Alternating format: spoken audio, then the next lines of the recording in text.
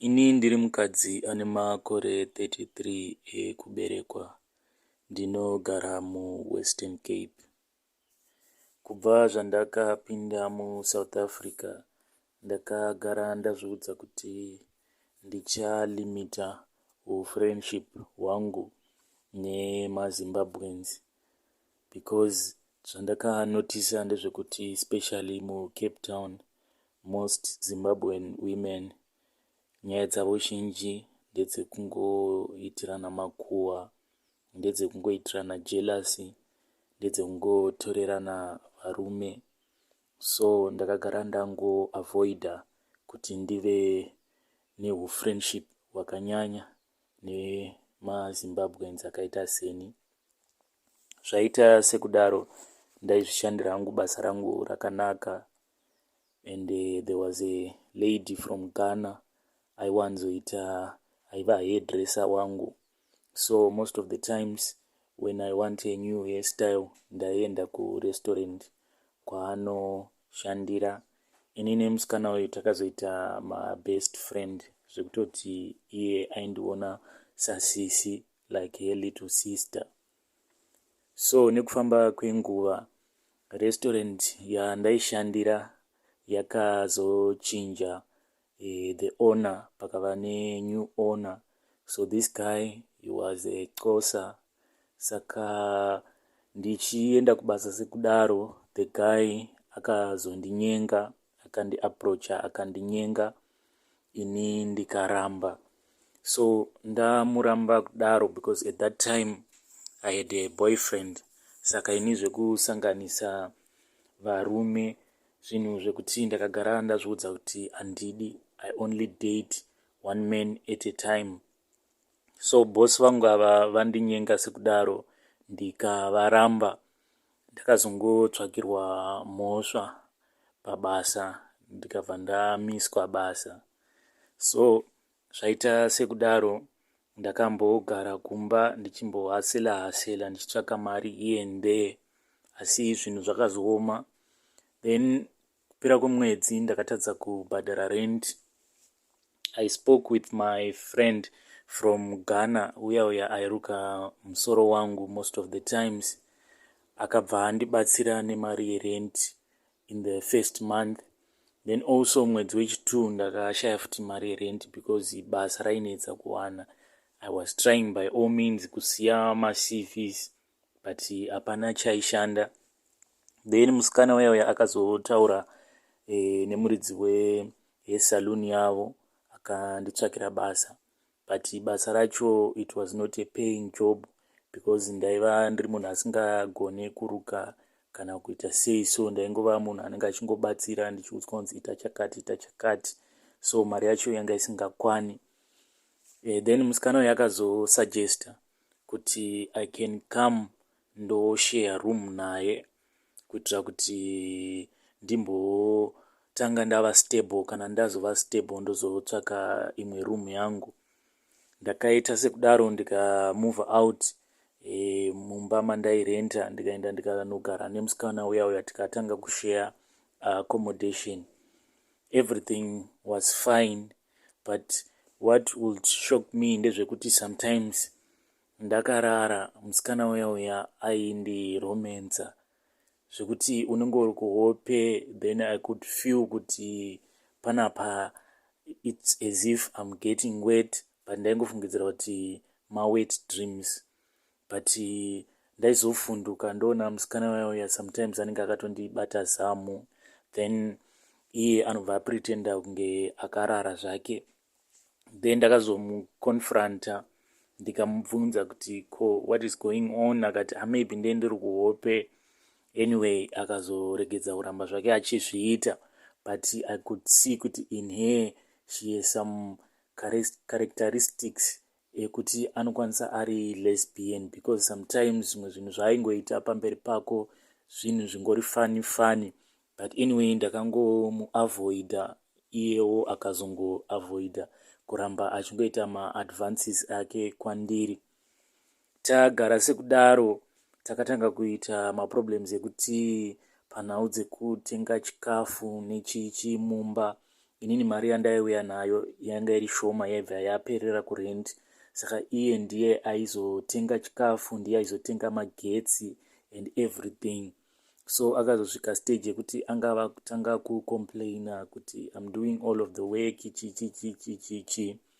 So ndakazomudza kuti okay, let me try to find a job, because mari yandiri kushandira kusaluni kwenyu haisi kana kumbokwana, iri kuperera mutaxi.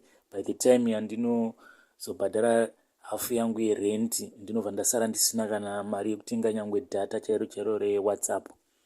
So one day tichitobva kubasa, ndakabva ndiudza kuti I have a plan for you, I will tell you kana tasvika kumba. So tasvika kumba, all along I would be surprised kuti sometimes tikasvika kumba aikwanisa kundidana ari mushawa, obva andipa phone yake, and she was always changing phones. Anga asingamboshandise phone for more than like 2 months, anenge atochinja phone, and mafoni ake aingoshandisa maiPhones, mabig phones. So aingondidana ndiri achigeza, then kana achigeza obva anditi nditore mapictures. Ndomutora mapictures ari naked. Sometimes anenge akatovhura makumbo akabata private part yake, obva anditi nditore mapictures. Or sometimes paakaona kuti I am more comfortable, because kana ari mumba anongofamba akashama, paakaona kuti I was more comfortable, sometimes akamboti nditore video, and this video aizvibata-bata mabreast, achizvibata-bata muviri wake, achizvibata-bata maprivate parts. So ndaingomutora mavideos aya ndobva ndamudzorera foni yake. Saka tasvika kumba, akabva agara neni pasi akati, I want to tell you something. I know that you are struggling a lot, ende mabasa ari kunetsa kuwana, but I have a plan yekuti unokwanisa kutorarama ukatochengeta mwana wako ari kuZimbabwe. Ndakamuti as long as the plan doesn't involve me selling my body, it's okay. Akabva aseka akati, you have to know kuti if you are a woman, pane zvinhu zviri pauri zvinotochiviwa nevanhurume, and you can take advantage of that. Ndakamuti what is that? Akanditi you can sell your pictures to guys vari abroad, you can sell your videos kuvarume vari kuma-European countries. Ndakabva ndamudza kuti no, inini I cannot do that, because ndakakurira mu-Christian family, and I will never sell my body like that. Ndikamuudza kuti zviri nani hangu ndibude hangu mumba mako, ndinorara hangu mustreet, I can sell matomatoes, ndotsvaka mari, ndodzokera hangu kuZimbabwe. Akanditi it's fine, but you have to know kuti panopera mwedzi we have to share my responsibilities. This month I'm not going to buy any food, tese tichaisa mari patable. Ndikamuti it's fine, I will try to hustle. That night ndakabva ndatanga kutaura neimwe boyfriend yandainge ndakambodanana nayo. I had no choice, because ndaida kuti nditsvakewo mari. Ndikaiudza kuti please, I'm so desperate, can I get back with you, because ndainge ndakutongozviudza kuti zviri nani hangu ndingonoita mukadzi wemukomana uyu. Chaingondirwadza ndechekuti this ex-boyfriend yangu iyi tainge takarambana, because munhu aiita zvechihure zvisingaiti. Ainge akandidhumanisa nevasikana vakawandisa muCape Town, and also I was so afraid kuti in the end ndichazobatwa nechirwere, because most of the ladies vari muCape Town vanotonwa mapirits. So I was also suspecting kuti mukomana wangu uyu pane possibility yekuti chirwere anokwanisa ava nacho, because vanhukadzi aita kuchinjanisa, because he was a Uber driver. Saka aingoti akangokwidza muZimbabwean lady obva atokumbira number, then the next thing vava kutodanana. And iye aiva nemutemo wekuti kana achisangana nemunhukadzi haadi protection, anotongoda kutongorara nemunhukadzi without any protection. So anyways, ndakataura naye, ndichitaura naye sekudaro mukomana waye akauya the next day kusaloon, akabva andiudza kuti do you want to be my wife? Ndikamuudza kuti it's okay if you change your attitude, I can be your wife. Akabva ati okay, we can go tese. Ndikamuti no, I still need to sort something out. So zvaita sekudaro, ndakabva ndatora foni yake. Ndichitora foni yake pakabva papindawo call, ndikabva ndangoianza. Ndichianza kudaro, aitova umwe musikana aitofonera mukomana uya achitomudza kuti I think I'm pregnant. Ndakabva ndangodzorera mukomana uya foni yake, ndikamudza kuti I cannot do this. Saka mukomana uya akabva angoramwa akaenda. Ndakabva ndasarwa futi ndava nedambudziko rekuti where am I going to get the money yerent and also the money yekuzotenga chikafu. And back home vanhu vainge vochema-chema nemafees emwana, because the problem ini namai vangu vakashaya, saka mwana wangu aichengetwa naamainini vangu. So most of the times vaigara vachidhimanda nhau dzechikafu. Even mwana akadzingirwa maybe $2 chaiyo kuchikoro, vaibva vatanga kutodhimanda, and sometimes nedisina kana cent. So vakatanga kudhimanda vachiti kuri kudiwa chikafu.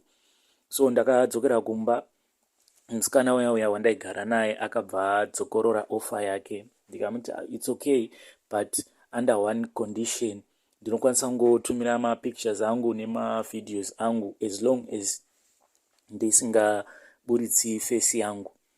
Iye akabva ati no problem, tinongoisa kastika panenge pane face yako, tinoisa stika. Saka the first pictures ndakatorwa, the first pictures akabva atumira umwe muNigerian contact wake. Then after some few days pakabva pauya response zvikanzi the girl is okay, muede mugroup. Ndakabva ndaedwa mune rimwe WhatsApp group, ndikabva ndaedwa mune rimwe futi Instagram group. Then ndaita sekudaro ndakatanga kureceiva maclients. Ndichireceiva maclients vaiuya kuinbox kwangu kuInstagram, then ndozoenda navo paWhatsApp, ndovapa number yangu, vonditumira e-wallet. Then the guy will say send me picture yemazamu ako, send me picture yemagaro ako, send me picture yezvidya zvako, kana kuti bata pakati, ita so. Then every picture I will charge a certain amount. Maybe let's say picture yemazamu, it will be maybe something like 150 rands. Then ukabhadarwa 150 rands, 50 rand you have to give it to the Nigerian guy.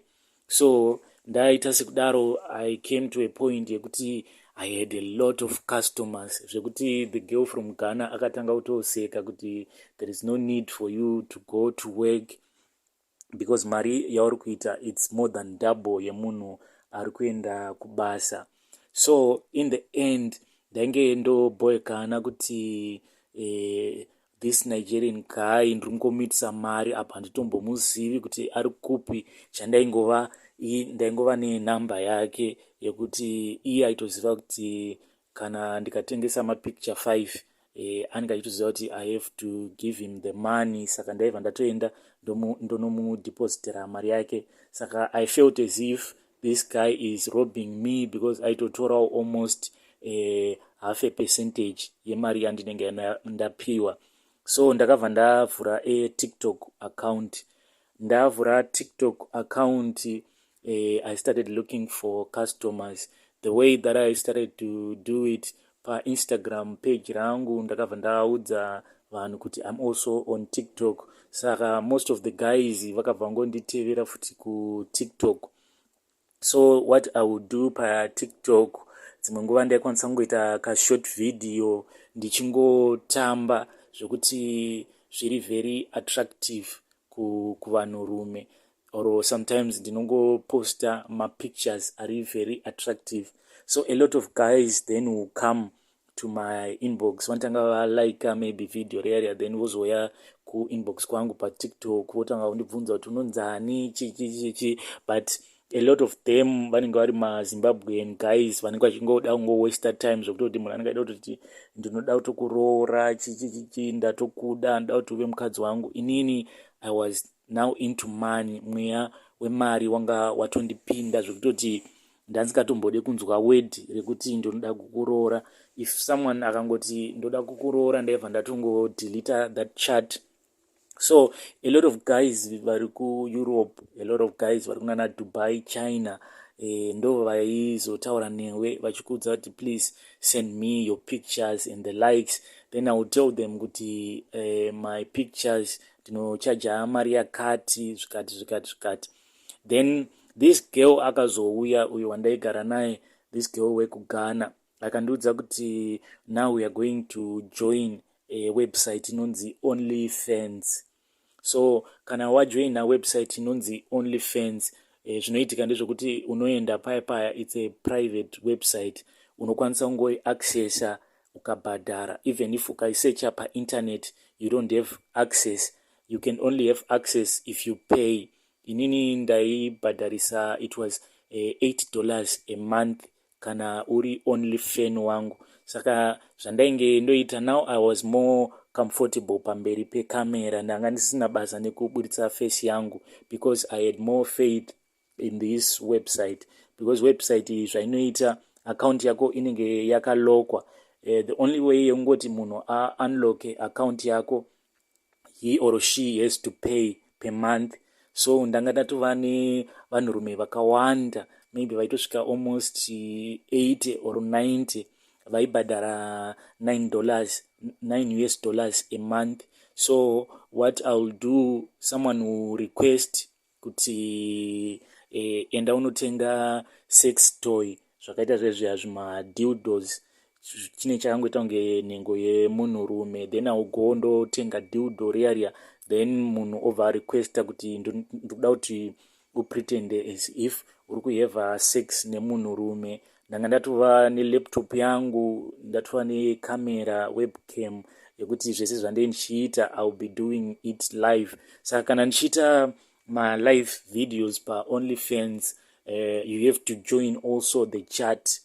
Sometimes you can pay $14 to join the chat. Sometimes chat racho unowana kuti there will be maybe something like maybe 100 people watching, and munhu wese anenge abhadhara maybe $10. Saka on a night I could make something like 200 US one night.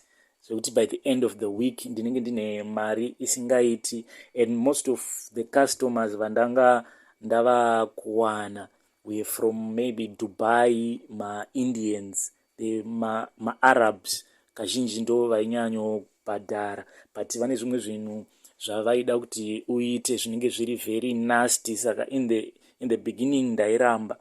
Then one day nditori paTikTok, there was a message yakabva yapinda. Then the guy akabva ati, I want you to make more money than you are making. So ndakavhura profile remunhu yayo yandikabva ndaona kuti this is a fake profile. Ndikangoti ama-scammers, these are Nigerian scammers. Ndikabva ndango ignore. Then message here futi yakabva yapinda, ndikati how do you want me to make money? Akangoripita futi akati I can make you more money than you are making. Ndikati how? Akabva anditi send me your account number and you will see. So pakanditi send me your account number, ini ndakabva ndatya, ndikati this Nigerian scammer ndikangomupa account yangu anokwanisa kubva atoheka account yangu akatondibira mari yangu. Ndikamuti no, if you are serious send me a e-wallet. Akanditi give me your phone number. So ndakangomupa zvezva zvongoti handingomuavoida. So after some few minutes kunamba kwangu ndakabva ndatoona kwapinda message. So this guy angatova nenamba dzangu akabva atondisendera WhatsApp messages kanzi did you see the money? Ndakabva ndati no, let me check. Ndichinopinda kuinbox kwangu kwema messages ndikabva ndaona kuti the guy anga anditumira 7,500 rands ne-e-wallet. Ndakabva ndamuudza kuti yes, I saw the money, what is it for? Akabva angoti just go and spoil yourself. So ndakabva ndaenda kwandainge ndichigara paiva neimwe ATM yeFNB yaiva padhuze. Ndakabva ndaenda paATM yaya ndichifunga kuti maybe it's just a prank kana kuti it's just a scam. Ndikabva ndaenda paipa ndikatoona ndatowithdrawa mari, ndikatoona ATM chatoburitsa mari yaya. So ndakatora mari yaibva ndabva ndamusendera message ndikabva ndamuti thank you for the money, what must I do? Akabva ndiudza kuti you can go and have your hair done, you can go and buy some clothes. Ndakabva ndaenda ndikanotenga hangu hembe, ndikabva ndatumira mainini vangu mari yanga yakawanda isingaiti zvokuti vakashamisika. Vakanditi ko mari yamatumira ndei? Ndikati chingoendai nani nemwana out mungonomuspoiler because ndapiwa bonus kubasa. So later on the Nigerian guy ava mausiku, he called me, akandifondera nelandline akanditi I want you to dress up nehembe dzawatenga also I want to see your hairstyle yawaitwa. Ndakabva ndamunyorera paWhatsApp ndikabva ndamusendera picture ndikati I could not buy expensive clothes because mwana wangu ari kuZimbabwe, I had to make sure kuti awana chikafu. So muNigeria inoyo akabva angoseka akati okay, I will send you some more money, but I have a plan for you, you can make more money, do you want us to meet? Ndakabva ndati okay. Saka ini ndakutofungidzira kuti muNigerian uyu ava kundida, ndikangoti handichangomuda so that ndongodyawo munhu mari, but at the back of my mind ndainge ndakutya because ndaingonzwa mumwe wasikana vachiti cho maNigerian vakasenga AK47, but ndakangozvidza kuti ndongoshingirira as long as ndichipiwa mari.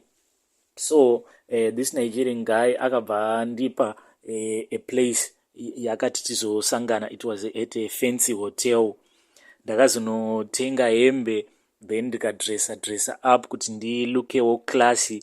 Ndasvika paya I saw the guy aiva nemazimasuru nechichi, he was a good looking guy. Takataura paya, but the whole conversation, not even a single word yekundinyenga kana kuita sei. So later on akazonditi you have to come with me to my room. Ndakatya kuti ndikaramba this guy he might beat me or something. Ndakazoenda naye muNigerian uya kuroom kwake, then we had sex the whole night, akaita zvaaida neni. Then in the morning muNigerian uya ndopaakabva azondiudza kuti inini I am a pimp. So zita rekuti pimp ndandisingambonyatsori understand. Ndikamubvunza kuti what do you mean kuti you are a pimp? Akati nini business rangu ndinoita zvekutengesa vasikana, but handiti zvekutengesa vasikana in a bad way yekuti ndinenge ndichirova vasikana or kudhraga vasikana. I do it in a more formal way. Ndikati okay, so what do you want me to do? Akati ini ndine connection nema-politicians mahombe, and these guys sometimes vanenge vachida to have a good time because most of their wives, they are too old. Most of their wives, they are not that sexy. Saka vanoda vasikana vechidiki vekuti if akauya maybe ku Cape Town for a holiday anenge achidawo musikana anenge ane kabody kari nice. So ndikati okay, it's okay. Saka inini what do I have to do? Akanditi iwewe from now on I'm going to book for you a place at a lodge. From now on you'll be staying at a lodge yande ndichibhadhara inini. So from there on the Ghanaian girl, I told her kuti ndiye munhu wandasangana naye.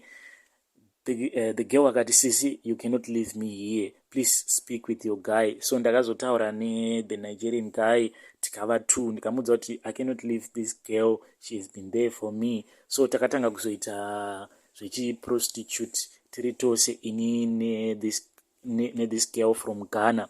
Saka zvataita ndezvekuti let's say a politician from Brazil, because that was my first client, akabva kuBrazil. The guy ainge auya kunoku for a diplomatic meeting nehurumende yeSouth Africa. So I was contacted, zvikanzi go kuclinic unotestwa for ma-STIs.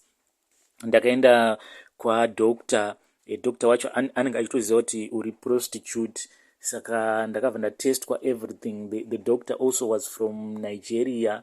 ndakatestwa ma-STIs ose, drop, sick, ndikatestwa syphilis, gonorrhea, chichichi, and I was also tested for HIV, kunzi handisi here HIV positive kana kuti chichichi. After ndapedza matest angu ndakabva ndatumira Nigerian where akabva forwardira that politician from Brazil. Then the night ndakanosangana nepolitician yaya kuhotel, tikaheva a dinner. After a dinner, then the guy akabva enda neni kuroom kwake, then akaita zvaanoda neni.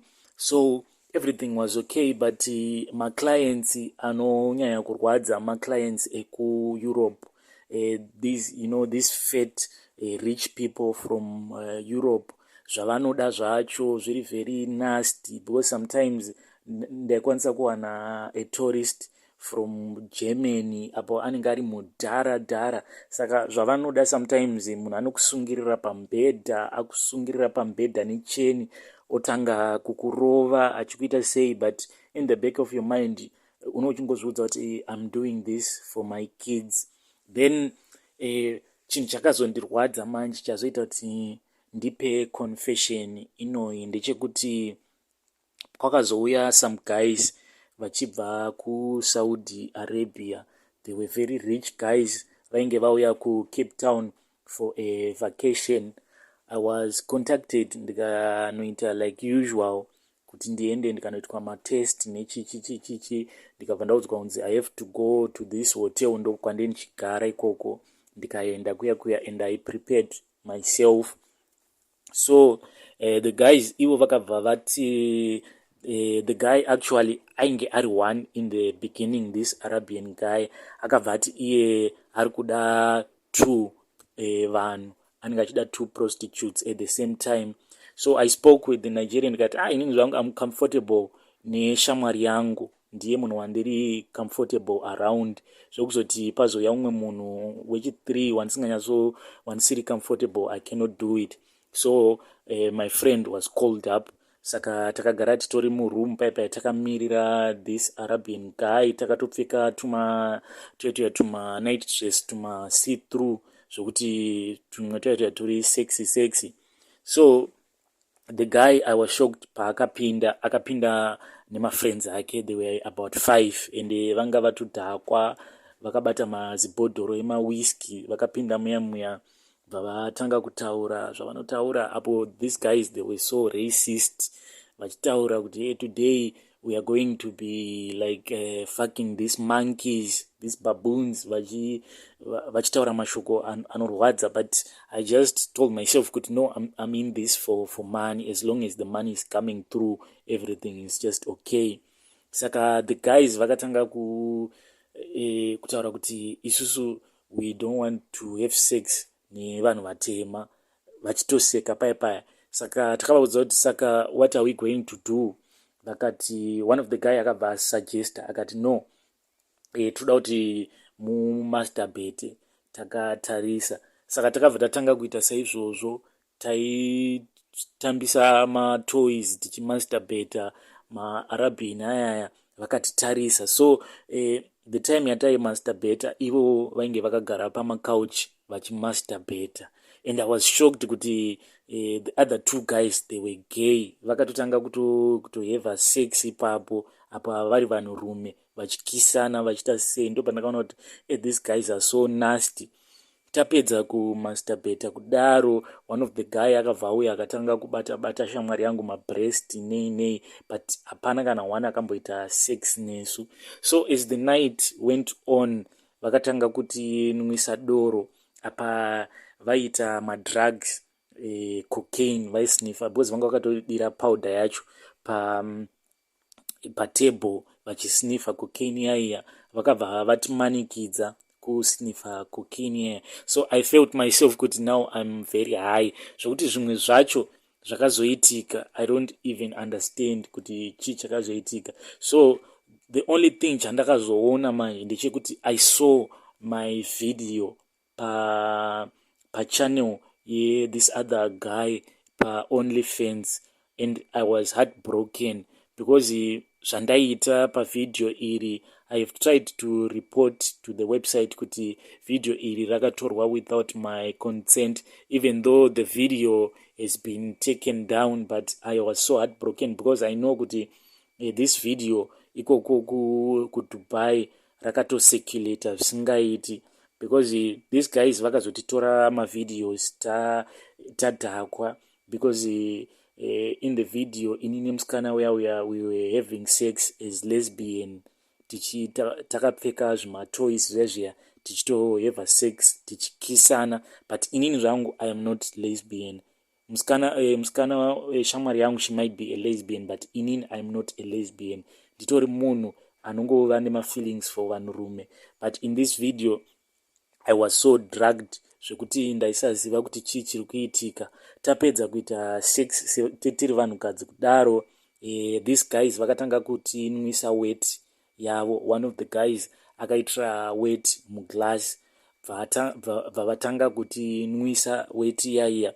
Vapedza kutinwisa weight yaiya vakatisunga nechain zvezvia, like zvimakola zvembwa zvezvia. Vakabva vaisa zvimakola zvembwa zvezvia pahuro dzedu, then vatatanga kukambaira tichita unge imbwa. Tichikambaira kudaro muvidhio memuya takapinda mupassage, because hotel room yanga ine insuit, saka takabva tabva from the main bedroom tichienda kutoilet. Tichinopinda mutoilet kudaro, one of the guy was still filming, and apapa it was a live, and the live had about something like 4,000 videos pataiitirwa live iyi, but isusu we were drunk, tatadhragwa. So tapinzwa mutoilet kudaro, one of the guy akabva aita tsvina yemunhu, aita tsvina sekudaro, he didn't flash tsvina yaya, haana kuiflasha. Akabva atanga kuti your dogs, you have to eat this. Saka ini ndakamboramba, but one of the guy, he was like beating me zvezvia, but not zvekurova zvaizvokuvadza zvezvia zvongorova imbwa like. Ndakabva ndaenda muchemba muya ndikatanga kudya tsvina yaya, ndichitanga kudya tsvina yaya, ende ndichidya tsvina yaya aita achindibata vhudzi rangu. Kana andibata vhudzi obva andisumudza musoro wangu zvekuti the camera could see kuti zveshuwa ndandatozara madhodhi kufesi andanga ndichidya. Then my friend also akaitiswa saizvozvo. Tikabva tanzi tangai kukisana, tichikisana kudaro, then tikabva tanzi chizvizorai, tikatanga kuzvizora our bodies nemadhodhi ayaya. So I don't know kuti these guys, these people, about 4,000 people who were watching, kuti zvinhu zvavanofarira here kuona vanhu vachidya tsvina during sex. So ipapo I don't understand, but anyway ndizvo zvaita kuti ndinyore this confession. And right now I am addicted to cocaine, because cocaine yandakadhragwa nayo on that day, it was too much. So by the time I realized kuti ndatova drug addict, it was too late. Saka right now my life is a mess. That was my confession.